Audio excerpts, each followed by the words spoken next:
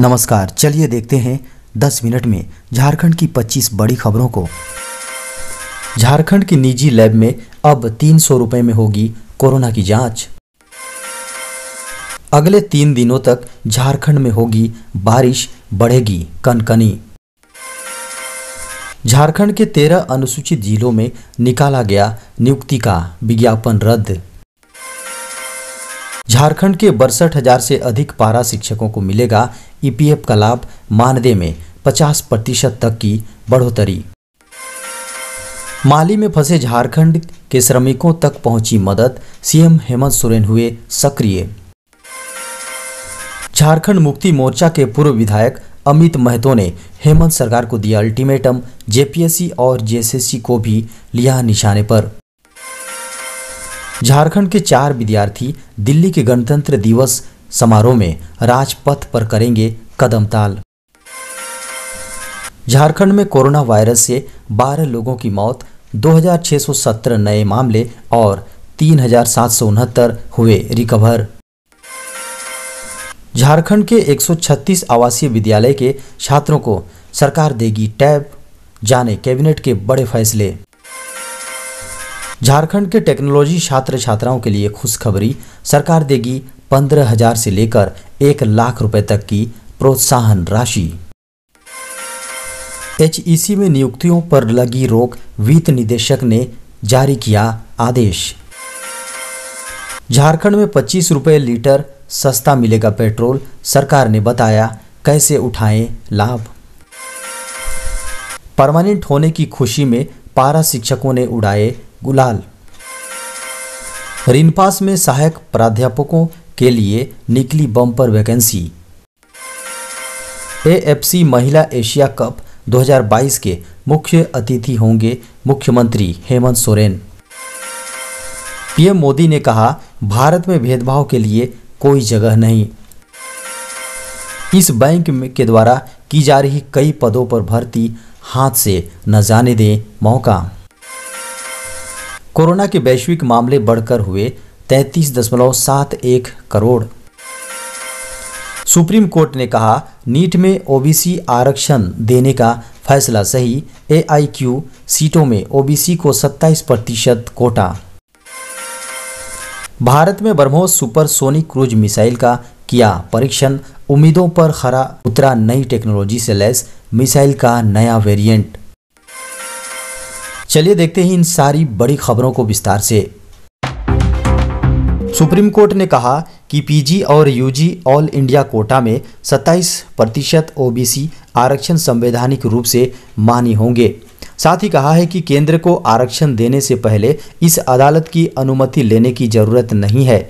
NEET में OBC आरक्षण देने का केंद्र का फैसला सही है। सुप्रीम कोर्ट में न्यायमूर्ति डी.वाई. चंद्रचूड़ और न्यायमूर्ति ए.एस. बोपन्ना की विशेष पीठ ने एआईक्यू, यूजी और पीजी मेडिकल सीटों में 27% ओबीसी आरक्षण लागू करने के केंद्र के फैसले को बरकरार रखा है। झारखंड में आरटी-पीसीआर टेस्ट के लिए 300 रुपए देने होंगे, वहीं रैपिड एंटीजन टेस्ट के लिए 50 रुपए। इस संबंध में स्वास्थ्य, चिकित्सा, शिक्षा एवं परिवार कल्याण विभाग ने गुरुवार को अधिसूचना जारी कर दी है। सरकार के स्वास्थ्य, चिकित्सा, शिक्षा एवं परिवार कल्याण विभाग ने प्राइवेट लैब और हॉस्पिटल में आरटी-पीसीआर और रैपिड एंटीजन टेस्ट की दरों में संशोधन किया है। मुख्यमंत्री श्री हेमंत सोरेन एएफसी महिला एशिया कप 2022 के चीफ गेस्ट होंगे। उन्होंने आमंत्रण स्वीकार कर लिया है। सीएम ने कहा कि आमंत्रित करने के लिए पूरे एआईएफएफ परिवार को अपनी हार्दिक बधाई और धन्यवाद देता हूं। अखिल भारतीय फुटबॉल महासंघ के अध्यक्ष प्रफुल्ल पटेल को लिखे पत्र में मुख्यमंत्री हेमंत सोरेन ने कहा है कि एएफसी महिला एशिया कप 2022 सबसे बड़े अंतर्राष्ट्रीय फुटबॉल टूर्नामेंटों में से एक है। हाल के दिनों में और इतनी बड़ी चैंपियनशिप के बारे में, जी हां, शिप के बाद से दूसरी बार मेजबानी करना देश में फुटबॉल के विकास के लिए उनके प्रयासों और दूरदर्शिता का परिणाम है। झारखंड की हेमंत सोरेन सरकार ने 2 वर्ष पूरे होने पर पेट्रोल की कीमत में 25 रुपए की कटौती करने का ऐलान किया था। दरअसल राज्य सरकार की 26 जनवरी से टू व्हीलर्स के लिए पेट्रोल पर सब्सिडी देने की योजना है। सरकार ने बताया कि इस योजना का लाभ लेने के लिए कुछ जरूरी काम करने होंगे। पेट्रोल पर सब्सिडी का फायदा उठाने के लिए सीएम हेमंत सोरेन ने गुरुवार को सीएम सपोर्ट ऐप लॉन्च किया है। झारखंड के राशन कार्ड धारक योजना का लाभ उठाने के लिए ऐप के जरिए रजिस्ट्रेशन करा सकते हैं। वेबसाइट jsfss.jharkhand.gov.in पर भी रजिस्ट्रेशन की सुविधा उपलब्ध है। पेट्रोल सब्सिडी योजना का फायदा ऐसे राशन कार्ड धारकों को मिलेगा जिन्हें राष्ट्रीय खाद्य सुरक्षा योजना या झारखंड राज्य खाद्य सुरक्षा योजना का लाभ मिलता है। झारखंड में 26 जनवरी की सुबह धुंध व कोहरा के बीच फहरेगा तिरंगा। झारखंड में मौसम एक बार फिर 22 जनवरी 2022 से बदलने वाला है। पश्चिमी विक्षोभ के कारण झारखंड के कई इलाकों में 23 और 24 जनवरी को बारिश के साथ साथ ओलावृष्टि की संभावना जताई गई है।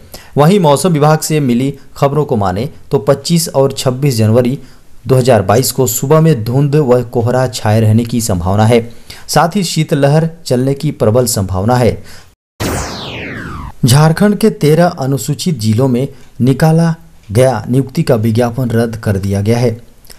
कार्मिक एवं प्रशासनिक सुधार विभाग ने हाईकोर्ट के आदेश के आलोक में उक्त संकल्प को निरस्त कर दिया है। साथ ही कहा गया है कि जिला स्तर के समूह ख अराजपत्रित समूह ग और समूह घ पदों पर नियुक्तियों में संबंधित जिले के स्थानीय निवासियों को प्राथमिकता देने संबंधी कार्मिक के संकल्प को तत्काल प्रभाव से वापस लिया जाता है। झारखंड में 62,000 से अधिक पारा शिक्षकों को मुख्यमंत्री हेमंत सोरेन ने बड़ा गिफ्ट दिया है। शिक्षकों को ईपीएफ का लाभ देने के फैसले पर मुहर लगाई है। इसके लिए पारा शिक्षकों की सेवा शर्त नियमावली को स्वीकृति दी गई है।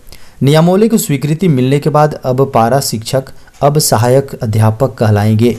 पारा शिक्षकों को मिलने वाले ईपीएफ लाभ की बात करें तो इनके मानदेय से 6% राशि कटेगी, जबकि 6% राशि झारखंड सरकार देगी। पारा शिक्षकों को सेवा शर्त नियमावली का प्रस्ताव राज्य के स्कूली शिक्षा एवं साक्षरता विभाग ने तैयार किया है, जिस पर वित्त विभाग ने अनापत्ति दे दी है।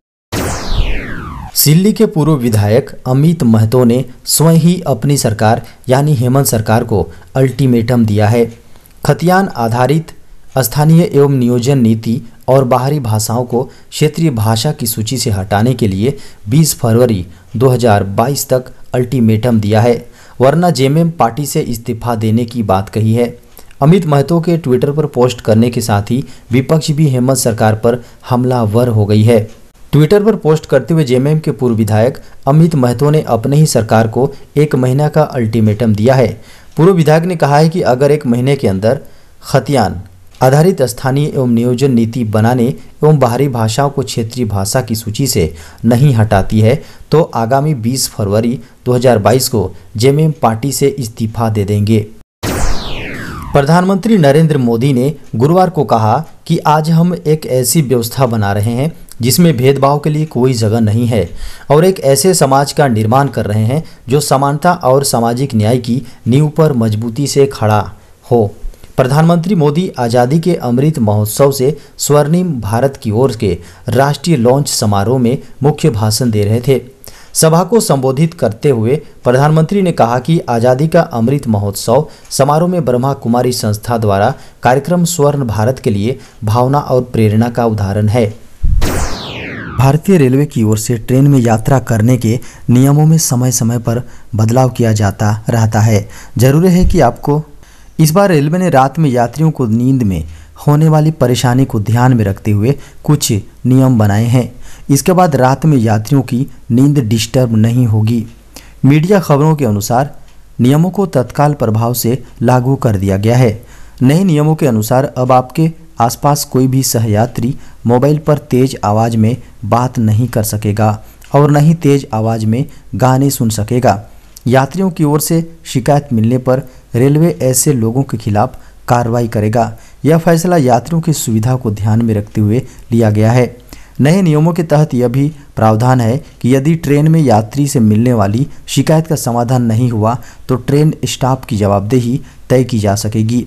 रेलवे मिनिस्ट्री की ओर से सभी जोन को आदेश जारी कर इन नियमों को तत्काल प्रभाव से लागू करने का आदेश दिया गया है। देश में बुधवार को 3.17 लाख नए केस मिले हैं। इस दौरान 2.23 लाख लोग रिकवर हुए हैं, जबकि 491 लोगों की मौत हुई है। वहीं पिछले दिन के मुकाबले नए संक्रमितों में 34,562 की बढ़ोतरी देखने को मिली है। इससे पहले 18 जनवरी को 2.82 लाख लोग संक्रमित मिले थे। देश में 8 महीने बाद नए संक्रमितों का आंकड़ा 3 लाख के पार पहुंचा है। दूसरी लहर में केस घटने के दौरान 15 मई को 3.11 लाख केस मिले थे। सक्रिय केस यानी इलाज करा रहे मरीजों की संख्या 91,519 की बढ़ोतरी दर्ज की गई। फिलहाल देश में 19.24 लाख सक्रिय मामले हैं। देश में पहली बार 2 लाख से ज़्यादा मरीज ठीक भी हुए हैं।